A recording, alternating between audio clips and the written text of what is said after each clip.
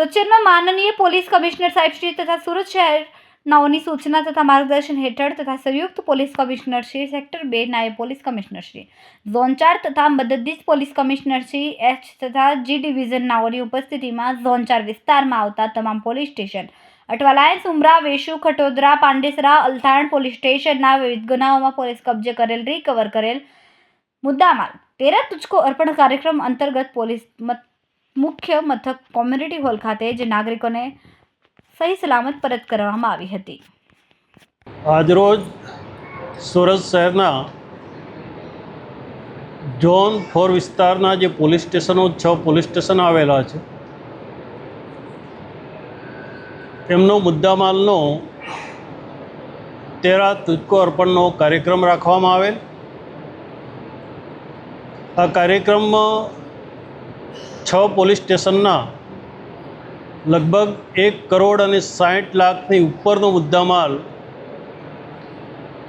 પરત કરવામાં આવ્યો છે। એમાં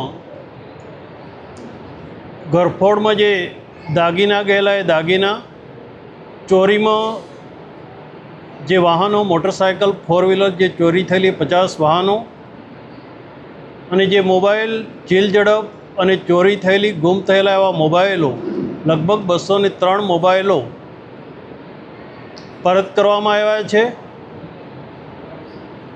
સુરત શહેરમાં અને ઝોન 4માં આ લગાતાર 3 મહિને તેરા તુझको કાર્યક્રમ કરવામાં આવે છે ને એમાં જે અરજદારોનો અથવા ફરિયાદીનો જે મુદ્દામાલ છે એ ચાલુ કન્ડિશનમાં સમયસર પરત કરવામાં આવે છે। આમાં ઝોનના પોલીસ ઇન્સ્પેક્ટર, એસીપી અને ડીસીપીએ કોર્ટ જોડે સંકલન કરી અને આ કાર્યક્રમ રાખવામાં આવેલો હતો। કેટલી અલગ અલગ ફરિયાદોના આધારે રિકવરી કરવામાં આવી? લગભગ 150 થી 300 ફરિયાદોનો મુદ્દામાલ હતો અને એ તમામ ફરિયાદીઓ હાજર છે, એમને મુદ્દામાલ પરત કરવામાં આવ્યો છે।